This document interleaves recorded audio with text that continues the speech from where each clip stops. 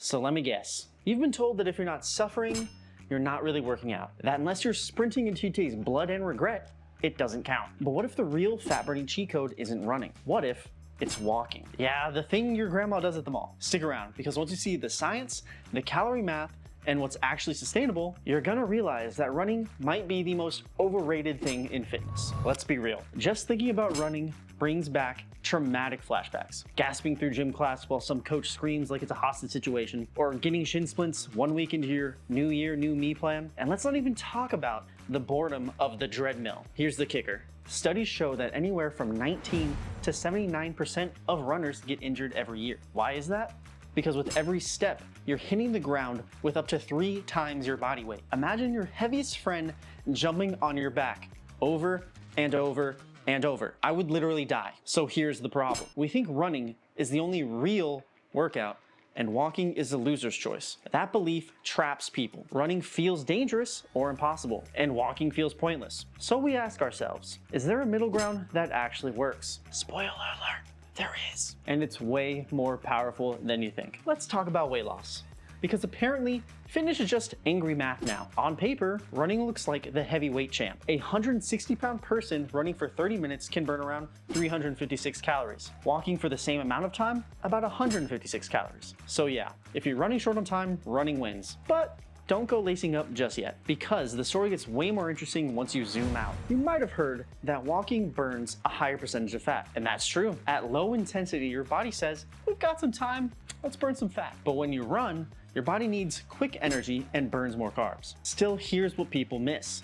It's not about the type of calories you're burning, it's about the total amount of calories you're burning. Take, for instance, would you rather have 80% of a $10 bill or 30% of a $100 bill? Exactly. I'm no math whiz, but I can see which one is gonna give you more money. Now with that in mind though, here's where walking shows up. Sustainability. You can walk longer and more often than you can run, and that can really add up over time fast. A 60-minute walk can match or beat the calorie burn of a 30-minute run. And incline walking, it's a fat-burning cheat code. One study found that walking uphill can burn even more fat than running on flat ground, even if the calorie burn is the same exact amount. It's like getting all of the results without wrecking your joints in the process. If you're already thinking, wait, walking might actually be the smarter move, hit that like button down below. You're clearly not here for the punishment-based workouts. Also, drop a quick comment down below. Are y'all team walk or team run? I'm curious to hear. Now, let's talk about your actual heart.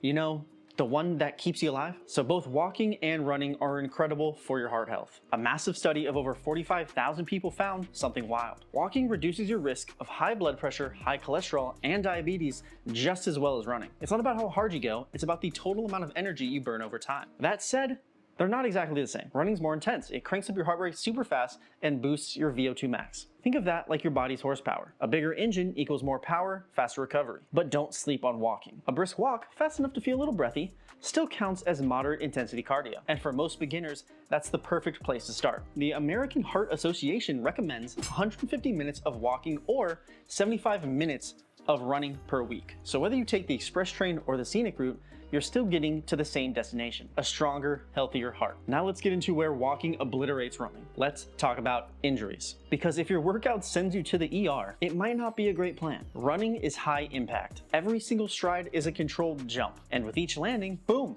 your joints take a pounding. In fact, up to 75% of runners get injured yearly. Runner's knee, shin splints, tendonitis, it's like a greatest hits album of pain. Walking, now that's a whole different story. It's low impact, one foot is always on the ground, and injury rates as low as 1 to 5%. It's literally one of the safest forms of exercise on the planet. Now yes, running can be good for bone health if done smart.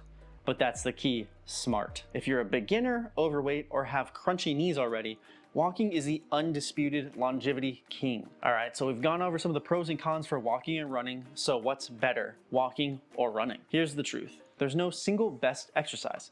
There's only what works best for you. Fitness isn't about torture, it's about consistency. Running is a power drill, fast, intense, effective, but it's not for everybody. Walking is your trusty screwdriver, accessible, reliable, and wildly underrated. And if you combine them, even better. Walk-run intervals are an amazing way to level up without burning out. So let go of the all or nothing mindset. You don't have to punish your body to change it, you just have to move it. And you already know how. So drop a comment.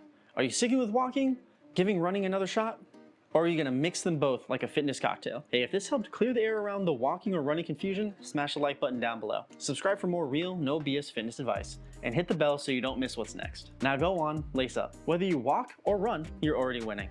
I'll see y'all next time.